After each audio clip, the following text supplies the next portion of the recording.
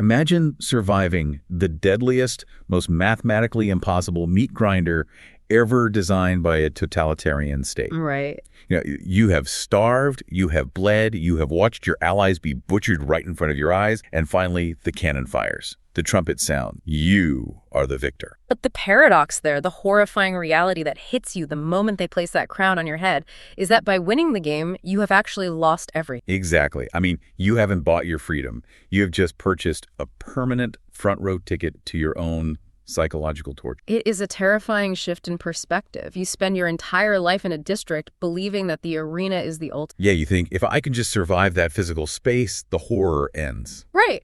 But for the victor we are dissecting today, the physical arena was merely the opening act. The real punishment was the survival itself. So today we are unpacking an incredibly detailed stack of notes and literary analysis focused on the 50th Hunger Games, specifically the grueling journey of a young Haymitch Abernathy. It is such a dense, fascinating topic. It really is. And we are looking way beyond the surface-level survival tactics. Yeah. The dodging swords and mutation. We are examining the hidden machinations of capital control. The intricate symbolism of resistance. Yes, and the absolute devastating toll of defying a tyrant. Okay, let's unpack, because the author weaves historical precedent, Edgar Allan Poe, and even botanical science into this narrative. The depth of the source material is staggering. It really requires us to completely reevaluate how the Capitol operates. Oh, absolutely. This isn't just a story about teenagers thrown into an arena for entertainment. No, to truly grasp the tragedy and the triumph of Haymitch, we have to look behind the curtain at the systemic vulnerability of the Capitol itself. Right. We have to look at their desperate, almost pathetic need to maintain the illusion of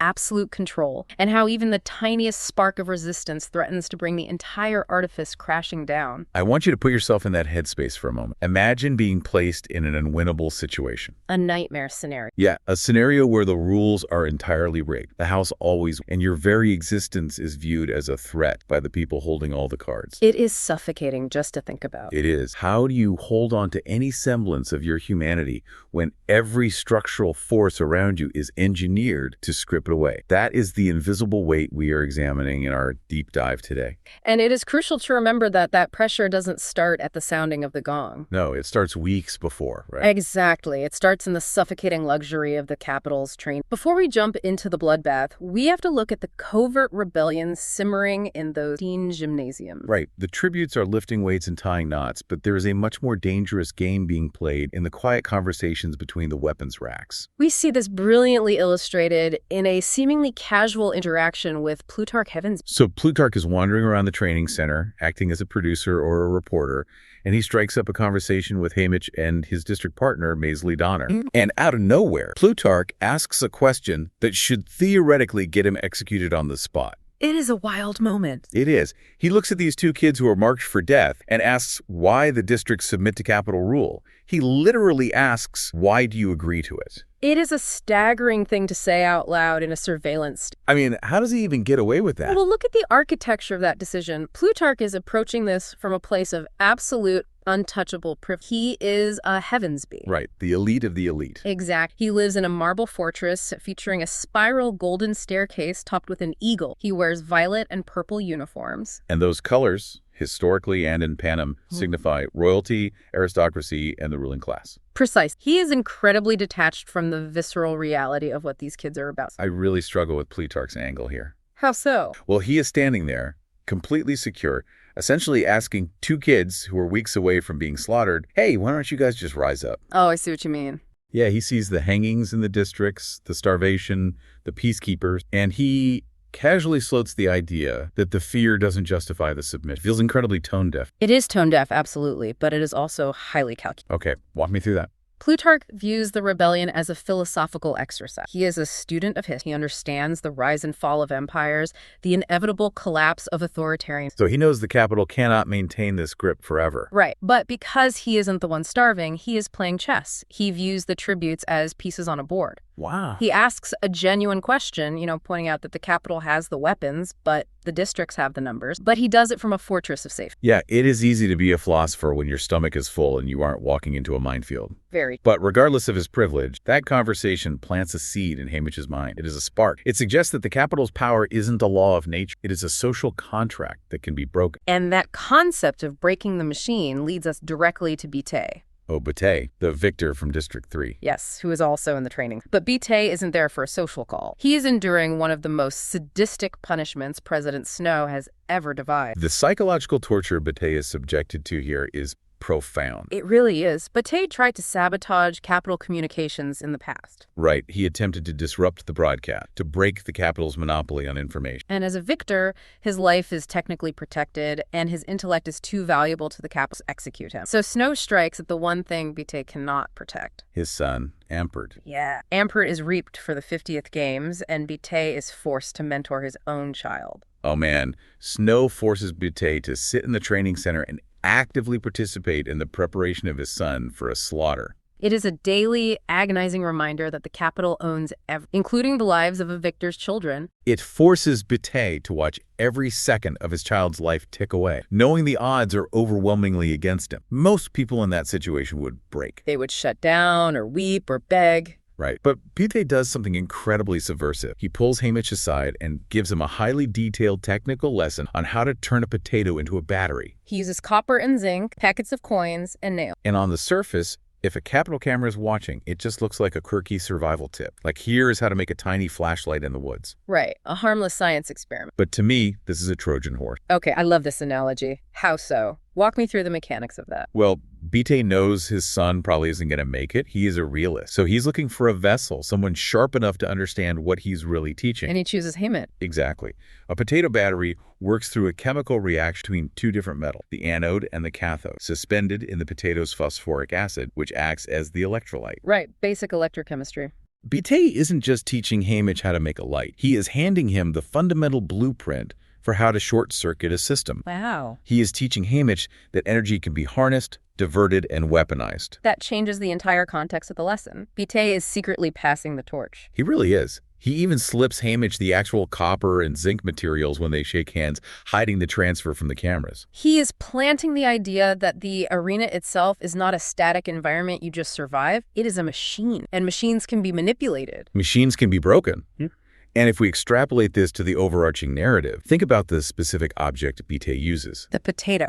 A humble, common, dirt-covered potato. It generates the spark. Okay, I see where you're going. Fast forward 24 years later, Haymitch becomes a mentor. He is handed a girl from District 12 who will become the face of the revolution. And what is Katniss named after? A plant. Specifically, a tuber, the swamp potato. Oh, that is brilliant. The source material is essentially screaming at us that Bate taught Haymitch that a humble, overlooked potato holds the spark to light the entire system on fire. The thematic continuity there is just brilliant. The swamp potato becomes the literal spark of the rebellion. It is so good. But before Haymitch can look to the future, he has to navigate the immediate, suffocating terror of his own games. And the Capitol goes to extraordinary lengths to ensure he understands exactly who is in charge. Yes, which brings us to the incident with the District 12 tribute, Luella. This part is a psychological horror story. It is. During the chariot parade, Luella, who goes by the nickname Lulu, dies. It is a tragic freak accident. A horse spooks or she falls, but she dies right there on the Capitol streets before the games even begin. Right in front of everyone. Now, logically, you would think the Capitol would just shrug, announce the tragedy, and say, well, District 12 is down a tribute. But they don't. No. President Snow presents Haymitch with a girl who looks exactly like Luella. They fabricate a body. The Capitol cannot allow a tribute to die off schedule outside the sanctioned arena. So they find a child, likely the daughter of political traitors or voxes, and they alter her to look like Luella. She has the exact same scar on her forehead, but the horrifying detail is her demeanor. She is completely vacant. She is robotic, visibly drugged, and constantly pawing at her ear. Which heavily suggests the Capitol has implanted some sort of control device to keep her compliant. But wait, I have to push back on this strategy. Jerry, what's the hang-up? If the Capitol is this omnipotent, invincible superpower, why go to this massive, complicated effort? It is a lot of work. I mean, why perform surgery, drug an innocent child, and orchestrate a massive charade just to fake a tribute survival for a few more days? It seems incredibly fragile. What do they actually gain by covering up an accident? The underlying mechanism here is the psychology of totalitarian. The Capitol's power does not actually rest on their weapon. It rests on the absolute illusion of role. The illusion. Exactly. The Hunger Games are a meticulously crafted narrative designed to prove that the Capitol is a godlike. Everything happens exactly as... So a tribute dying by a random accident shatters that illusion. Yes. It introduces chaos. It proves that the Capitol is fallible, that they make mistakes. President Snow has that terrifying line. He says, incompetence spreads like a disease. Precise. Snow tells Haymitch that you cannot tolerate incompetence because it is contagious. Wow. If the districts see that the capital can't even manage a chariot parade without a fatal accident, they might start wondering what else the capital is failing. So the body double isn't about saving face for the audience. It is about maintaining the impenetrable facade of omniscience. Exactly. And Snow's commitment to that facade is almost pathological. Oh, completely. Yeah. Haymitch is brought to see Snow at Plutarch's mansion, and when he walks into the room, Snow is violently ill. He is pale, shaking, and literally vomiting blood into a crystal bowl. The context of that illness reveals the terrifying death methodology. The parade master, a man named Incotatus, was responsible for chariot act. Snow cannot simply fire him or publicly because that would draw the incompetence. So Snow, he slips poison into Incotatus' bank. But to ensure absolutely no one suspects foul play, to make it look like a tragic case of bad shellfish, Snow intentionally ingests some of the poison food. It is madness. He knows the antidote, but he allows the poison to ravage his own body just to sell the lie. He is vomiting blood into a crystal bowl, ruining his own internal organs just to prove a point. And he sits there wiping his mouth, making sure Haymitch watches him do it. It is a masterclass in intimidation. It really is. Snow is sending a very clear message. He is saying, I dictate reality. If I say this drugged girl is Luelle, the entire nation. If I say I ate bad oysters, history will record that I ate bad oysters. Exactly. I will poison my own body to maintain the narrative. What do you think I will do? He wants Haymitch to enter the arena knowing that resistance is not just futile, it is conceptually impossible. But the irony is Snow's display of absolute control actually backfires. How so? Well, by showing Haymitch the lengths the capital will go to, he accidentally arms him. Haymitch and Maysilee take those lessons of defiance directly into the arena. Oh, right. Plutarch's questions, Beatty's battery, Snow's paranoia. Exactly. And the arena for the 50th Games is a master exception. It is a beautifully toxic wonder. A vibrant, colorful paradise where the water burns your throat and the flowers release neurotoxins. The second quarter Quell was designed to be the ultimate psychological trap. Twice the number of tributes, dropped into a landscape that looks like a dream but functions like a... The capital wanted to prove that even nature itself is complicit in their punishment. But the capital's pristine narrative starts cracking almost immediately. Right. Haymitch and Maysilee are traversing this toxic maze and they hear a high-pitched whining sound. Yeah. They push through the foliage and stumble upon something that completely shatters the fourth wall of the Hunger. They see 3 young game makers. Apprentices wearing their signature pristine white suits. Right there in the middle of the arena. One is holding a drill, one has a protective mask, and the third is literally holding a mop, cleaning up slime from a berm of poisonous poppies. It is a jarring, surreal image. The illusion of the majestic, terrifying arena suddenly looks like a poorly managed construction site. When I read this, I was baffled. If the capital is obsessed with the illusion of control, as Snow just demonstrated by vomiting blood to hide an accident, why on earth are there workers out there with a bucket and a mop during the actual games? It is so reckless. Doesn't that completely ruin the mystique? It seems contradictory, but it actually highlights the sloppy evolution of... Remember, this is the 50th. Okay, right. By the time we see the 74th Games, the technology is seamless. Everything is controlled digitally from it. But in the 50th Games, the technology still requires manual up. Wow, so they physically have to go in and fix. Yeah. And more importantly, this reveals the staggering hubris of the head game maker. These young men in the arena are apprentices. They are low-status, recent university graduates. The capital views them as entirely expendable. They sent them into an active war zone to do janitorial work. That is just insane. The head game makers calculate that the tributes are so cowed, so terrified of the capital's authority, that they would never dare strike a game maker. To the tributes, the game makers are supposed to be untouchable gods. The capital assumes the psychological barrier of the white suit is stronger than any physical shield. But they severely underestimated Maysilee Donner. They really did.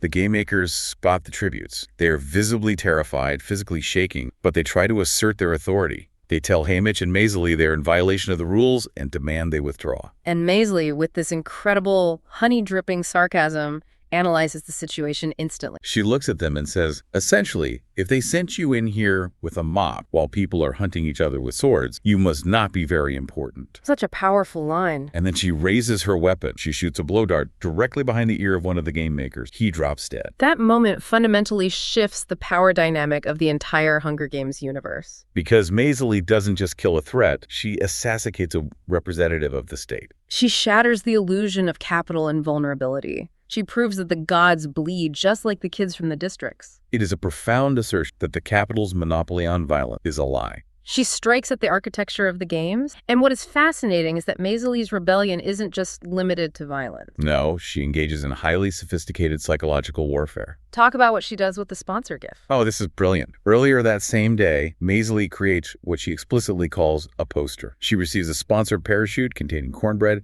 buttermilk, and peaches. A feast in the arena. Now, a normal, terrified tribute would wolf that down in the bushes and keep moving. But Maysilee refuses to behave like an animal. Takes a tarp, lays it out perfectly. She folds handkerchief napkins into intricate flowers. She uses a broken, jagged wine glass as a centerpiece. She sets a formal dining table in the middle of a slaughterhouse. Yeah, it reminds me of those stories from World War I, where officers would try to maintain ridiculous standards of etiquette in the trench. Drinking tea while artillery shells fell around them. Exactly. It is an aggressive assertion of civilization.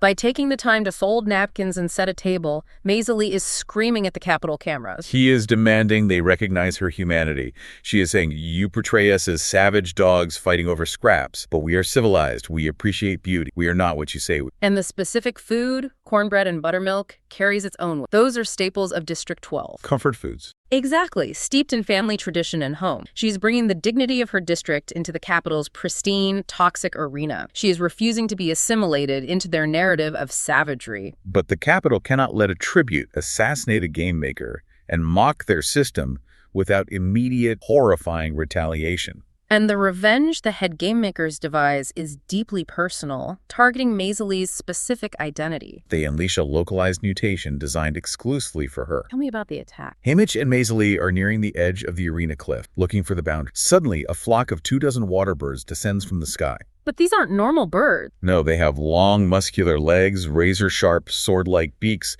and they are covered in vibrant, bubblegum pink feathers. And the terrifying part, the birds completely ignore Haymitch. They fly right past him. They are biologically programmed to target only Maysilee. And the color pink here is not a random aesthetic choice by the game. It is a highly specific vindictive. Right, because the color pink is deeply intertwined with the Donner family legacy in District 12. We know from the broader lore that Maysilee's niece wears a prominent pink ribbon. We know that shortly after Maysilee's death, the mentor Mags sends Haymitch strawberry ice. A pink, sweet comfort food. Yes. Pink represents the Donner family's association with sweetness, finery, and gentility. The Capitol takes that exact symbol, twists it into a genetic nightmare, and uses it to echo. It is a calculated desecration of her identity. Maysilee fights back fiercely. She manages to kill several of the birds with her dart, but the sheer volume overwhelmed her. It is just too much. One of the birds swoops down, bypasses her defenses, and drives its sword-like beak directly through her throat. It is a fatal silencing strike. The Capitol ensures that the voice that dared to mock their game makers, the voice that demanded civility, is violently extinct. The tragedy of her final moments is absolutely gut-wrenching. It is so hard. Haymitch rushes in,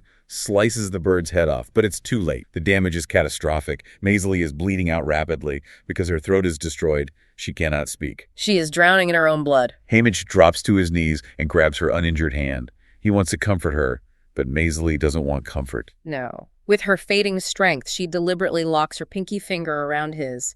It is a silent, desperate pinky. She is holding him to the pact they made earlier in the games to bring down the Capitol. Even as she is dying, her primary focus is resistance. She isn't begging for her life. She is demanding that Haymitch continue the fight. She is passing the burden of her defiance on him. And Haymitch nods. He gives his silent promise. He absorbs her fury, he watches her die, and he makes a crucial decision. He refuses to clean up her body. He leaves the blood, the feathers, the broken darts exactly as they fall. He leaves it as a final, gruesome poster, refusing to tidy up the reality of the Capitol's violence to make it easier for the viewers at home to digest. That refusal marks a massive psychological shift in it. With Maysilee gone, the dynamic of the games narrows to its absolute breaking point. He is left in the final three. It is Haymitch, the career tribute Silka from District 1, and a young, terrified girl named Welly from District 6. This transitions us directly into the climax, where the physical survival element almost takes a backseat to pure psychological torture. Haymitch feels an overwhelming need to protect Welly. He had given her the nickname Dove because of the dove gray uniform assigned to District 6. Right. He tracks her down to ensure she hasn't been killed by Silka.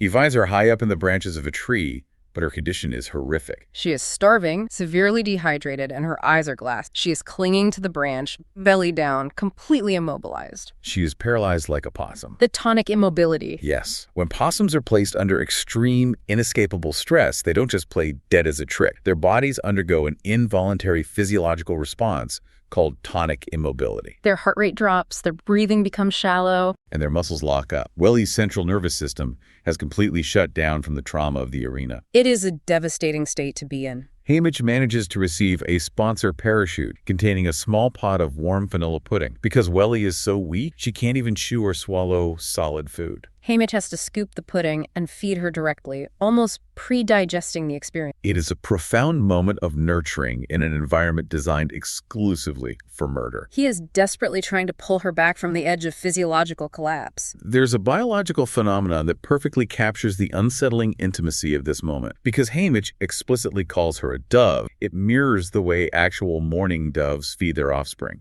Oh, the pigeon milk, right. Doves don't feed their chicks worms or seeds initially. They produce something called pigeon milk in their crops. And it is not mammalian milk. No, it is a fat-rich, protein-heavy, yellow, curd-like substance that they regurgitate directly into the mouths of their young. The thick, warm vanilla pudding perfectly parallels this thick, curd-like pigeon. That is a visceral, deeply unsettling. It physically represents Haymitch's transition from a teenage combatant into a desperate parental protector trying to keep a baby bird alive. It captures the raw biological desperation of the moment perfect. He is using whatever meager resources he has. But Haymitch is not operating in a vacuum. President Snow is watching the broadcast. And Snow does not tolerate compassion. He views empathy as a vulnerability to be exploited. Exactly. Snow sees this tender moment and decides to engineer a bespoke, inescapable trap. Talk about the next parachute. Shortly after the pudding is gone, another parachute floats down. It is a pristine picnic basket. Inside is a delicate white pitcher filled with fresh milk resting on a snowy linen napkin. But the pitcher is decorated with a very specific emblem. The golden eagle staircase of Plutarch Heavensby's mansion.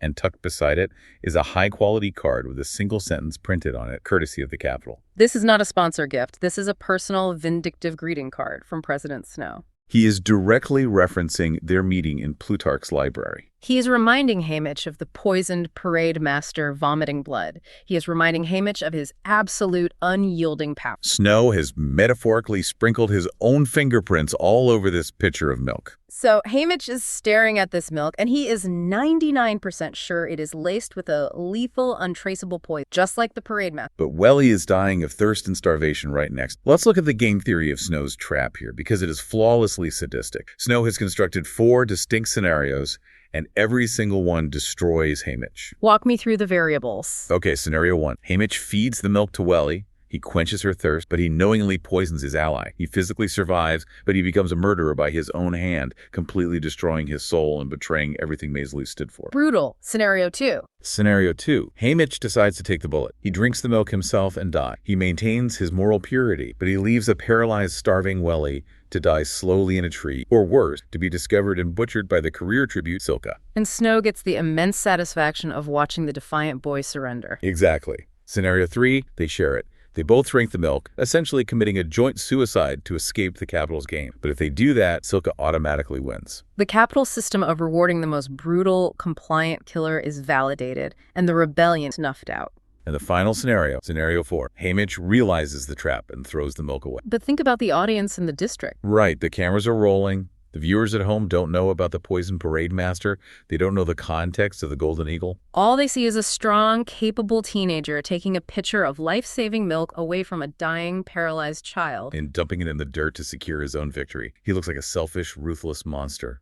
It is a brilliant, airtight psychological prison. Snow has cornered him completely. There is no mathematical way for Haymitch to escape without losing his humanity, his life, or his public. Here's where it gets really interesting, because Snow is an architect of psychological terror, but he frequently underestimates the raw, chaotic brutality of the system he built. The arena is unpredictable. Haymitch is agonizing over the pitcher, paralyzed by the choice, when the loud boom of the cannon echoes through the arena. Haymitch drops the pitcher, it shatters on the ground, and he screams scrambles frantically back up to the branch where he left Welly. And what he finds destroys the psychological tension completely. He finds Silka, the District 1 career, standing over the branch. She is drenched in blood.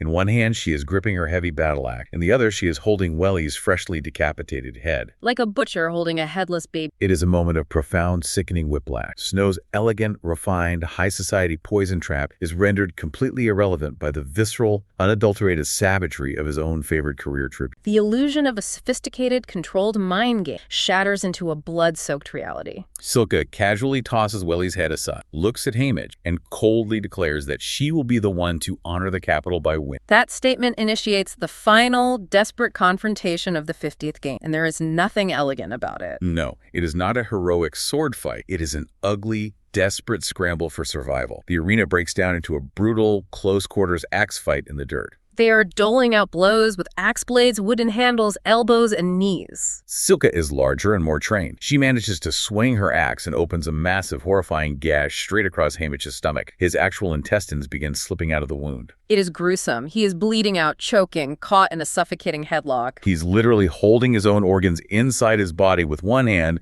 while fighting a trained killer with the other. In a final act of desperation, Haymitch blindly jabs his combat knife backward over his shoulder. The blade finds its mark and gouges completely into Silka's eye.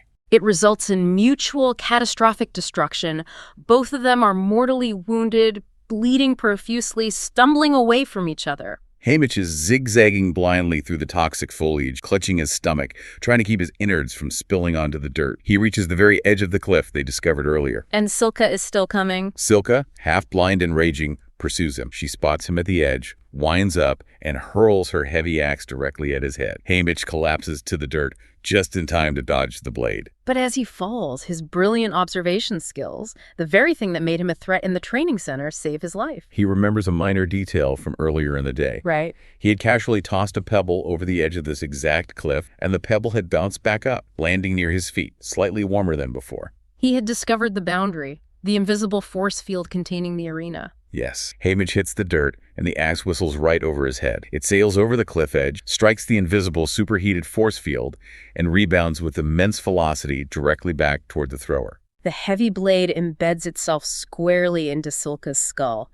It is the ultimate, cosmic, poetic justice. The capital's own invisible cage, the very architecture of their oppression, becomes the weapon that executes their favored, compliant killer. It is a stunning victory. Silka drops dead. The cannon is about to fire to announce Haymitch as the victor. He has won. All he has to do is lie there and wait for the hovercraft. But Haymitch isn't finished. He remembers the pinky swear. He remembers Maysilee's blood on the dirt. He is not just going to survive this game. He is going to permanently scar the capital's pristine arena. As he is bleeding out, a capital hovercraft appears above him. A head game maker's voice booms over the loudspeakers, shrieking at him to freeze, to drop his weapons. But Haymitch ignores the voice of God. He starts assembling a bomb. He takes the explosive fuse he had carefully unraveled from Maysilee's necklace. He takes the District 9 sunflower token, which was hollowed out and smuggled in with explosive powder. And for kindling, to ignite the spark, he uses Snow's taunting, courtesy of the capital card, and a handful of candy wrap. Look at the symbolism of those materials. He is using the literal tools of the capital's oppression, the vindictive greeting card, the meager tokens they allowed the districts to carry. He uses them as the catalyst for their own destruction. He is taking the capital's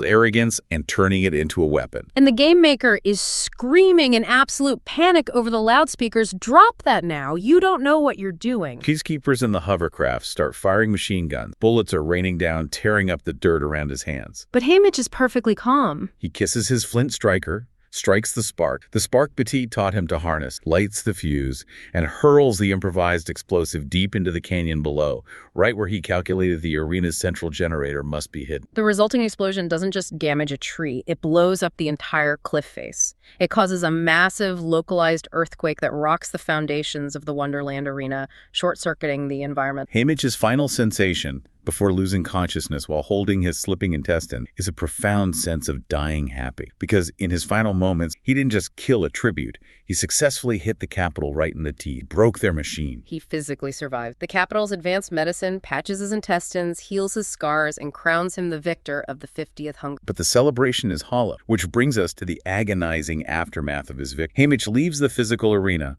but he is immediately thrust into a psychological arena that will define the next 2 decades of his life. The cost of his survival is apocalyptic. Within 2 weeks of returning home to 12, President Snow enacts his retaliation for the force field trick. Snow sends peacekeepers to murder Haymitch's mother, his younger brother, and his girlfriend, a girl named Lenore Dove. Snow ensures that Haymitch understands with absolute clarity that defying the capital has an unbearable bleeding cost. You want to embarrass me on television, I will exterminate your entire bloodline. It is a devastating punishment, and it forces Haymitch into making the most tragic, self-destructive decision of his life. He realizes the horrifying truth of his existence. Anyone he loves, anyone he even casually associates with, instantly becomes a target. The Capitol's cameras are always watching. So to protect his few remaining friends, people like Blair, Bordeaux, and a young woman named Astrid, he decides he has to push them away. He has to complete self. And the method he chooses to drive them away is just agonizing to read. It really is. His friends know he is suffering. They know his family was murdered. They keep trying to check on him to bring him food. Astrid, who we later learn is Katniss Everdeen's mother, brings him a bottle of sleep syrup to help him cope with the horrific nightmares that keep him screaming all night. But Haymitch knows that if she is seen comforting him, Snow will put a bullet in her head, so he has to make her hate him. He literally bends down, picks up rocks from the dirt road, and hurls them at his best friends. He throws a jagged rock that strikes Astrid right in the forehead, cutting her open and making her... It is a deeply shocking, visceral moment. I really struggled with this when I read it. I thought, he hit a teenage girl in the face with a rock. He made his best friend bleed just to get her to leave him alone. There has to be another way to protect her. How do we forgive a protagonist for doing that? It looks like an act of cruelty, but look at the variables he is working with. Snow doesn't respond to subtlety. Okay, I hear you. If Haymitch just asked them to stay away,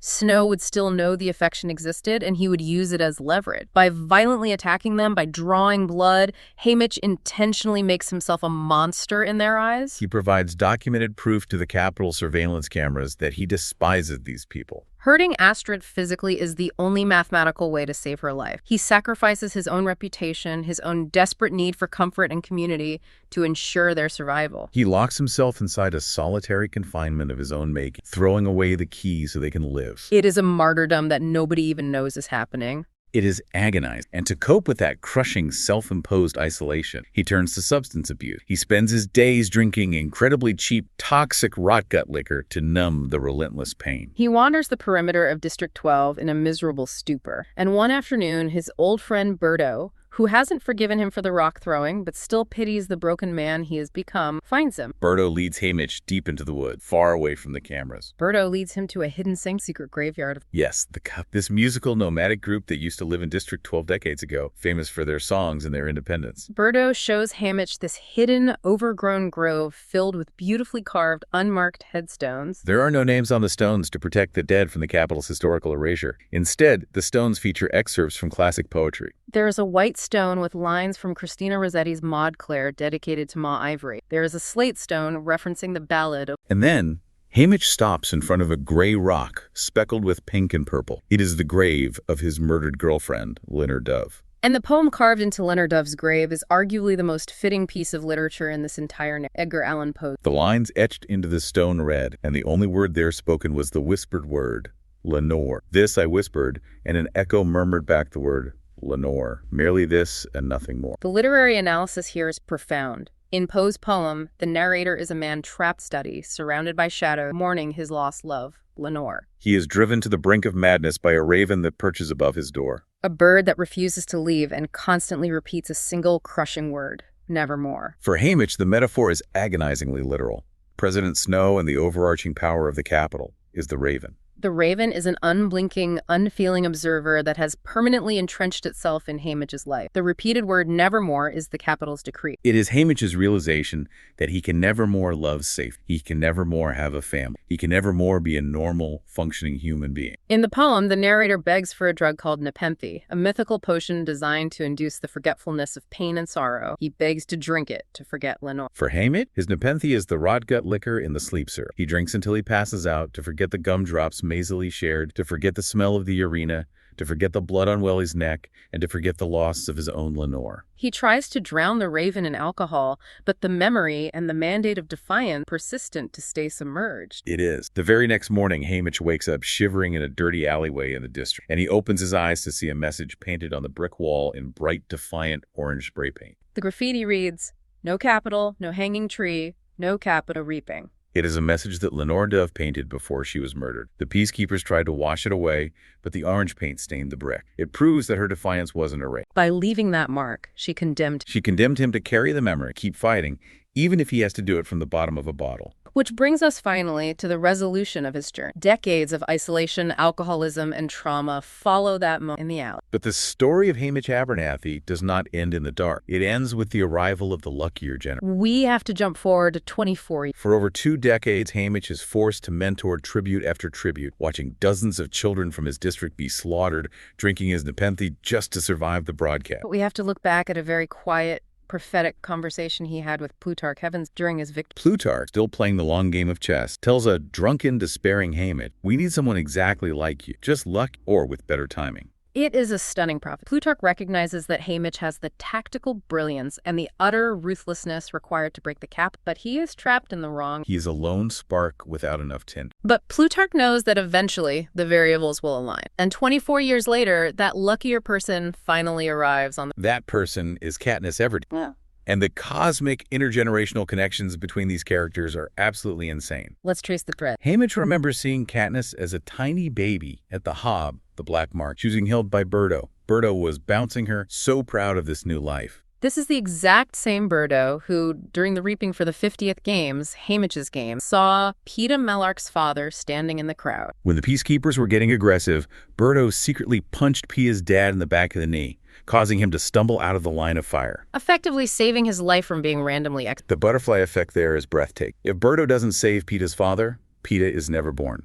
If Peeta is never born, Katniss doesn't have the partner she needs to survive the 74th game. The Everdeens, the Mellarks, and the surviving Covey descendants act as a cosmic counterbalance to Haymitch's horrific battle. They are constantly, quietly saving each other across decades. They were the pieces Plutarch and Haymitch needed to finally tip the board over. Together, they go through the war, the Capitol falls, President Snow dies, choking on his own blood, defeated by the very incompetence and rebellion he tried to suppress. Katniss and Peeta, fundamentally broken but alive, return to the ruins of District 12. And the most beautiful part of this epilogue is that they do not let Haymitch rot in his isolation. They refuse to let the Raven win. Exactly. They push through the defensive walls he spent 24 years. They insist on including him in a memory book they're creating to honor the people they love. And one afternoon, when they turn to a blank page dedicated to Birdo, Haymitch's fortress finally cracks. He opens up. For the first time in a quarter of a century, he tells them everything. He tells them about the potato battery, about Maysilee's pinky swear, about Birdo, about the rock he threw at Astrid, and about the girl he loved, Lenore Dove. He finally purges the poison, and the way Katniss and Peeta respond to this profound vulnerability is the ultimate act of healing. It is so moving. Katniss goes out into the wild beyond the district borders and brings back a basket of wild goose eggs. And Peeta, using his hands to create life instead of fighting for survival, builds a warm, safe incubator. They place the eggs inside and they wait. When the eggs hatch, the tiny yellow goslings imprint directly on Haymitch. It is an incredibly striking, almost absurd image. This hardened, scarred, alcoholic victor, the man who blew up a cliff and gutted a career tribute, carefully raising a flock of fuzzy baby geese. So why geese? Let's talk about the ethology, the biology of this specific animal, because the symbolism is overwhelmingly powerful. Lenore Dove, his murdered girlfriend, absolutely loved geese. She used to watch them fly over the district. And geese, notoriously, are one of the few species that mate for life. They are fiercely loyal to their partners and their flock. Haymitch tells Katniss and Peeta that after Lenore died, he never fell in love again. He remained completely, devastatingly loyal. By giving him these geese, by guiding them out to the meadow, the open green space that Lenore loved best, Haymitch is finally experiencing a reversal of his trauma. For 24 years, he was terrified to care for anything because the Capitol would immediately destroy it.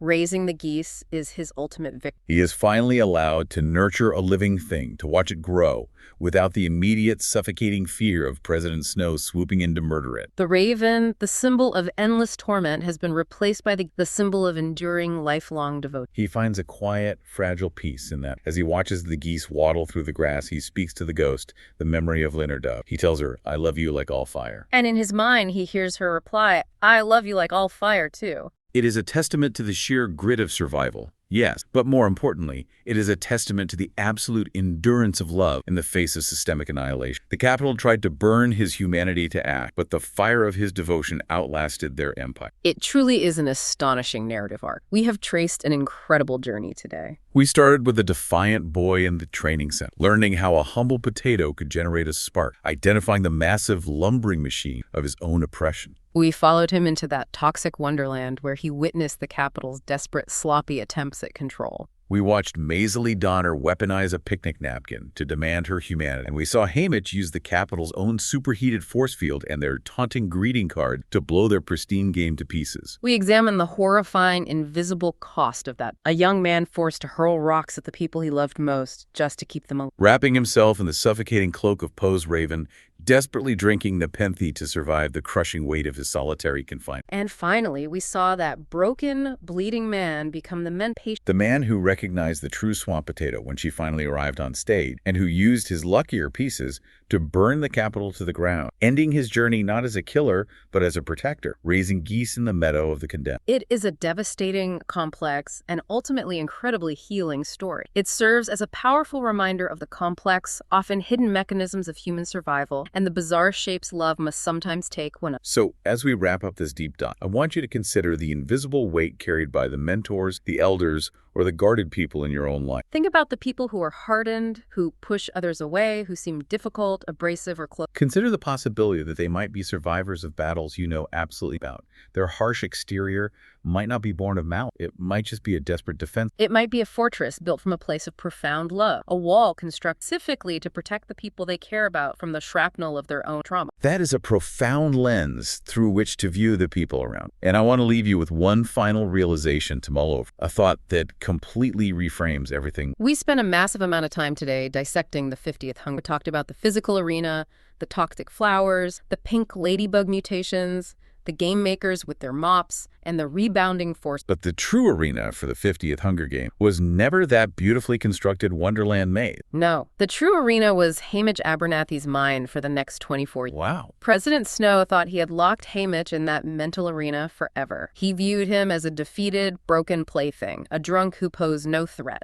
But Snow's overwhelming arrogance blinded him to the reality of what he had created. Exactly. He failed to realize that by isolating Haymitch, by murdering his family and stripping him of every single thing he had left, he didn't break. He turned him into the ultimate, uncompromised observer. Snow created a man with no vulnerabilities left to exploit. A man who could sit patiently in the dark, gathering intelligence, understanding the Capitol's weaknesses, and just waiting for 24 agonizing years for the right swamp potato to arrive so he could finally, permanently finish the game. Wow. We like our stories to be clean, visible, easy to categorize, but the human spirit, the raw, bleeding drive to resist, it defies categorization. It doesn't show up on a neat little chart. It hides in the quiet transfer of a zinc nail, in the intricate folds of a linen napkin, and in a quiet, enduring promise whispered to a ghost in a meadow. Thank you so much for joining us on this deep dive. We will catch you next time.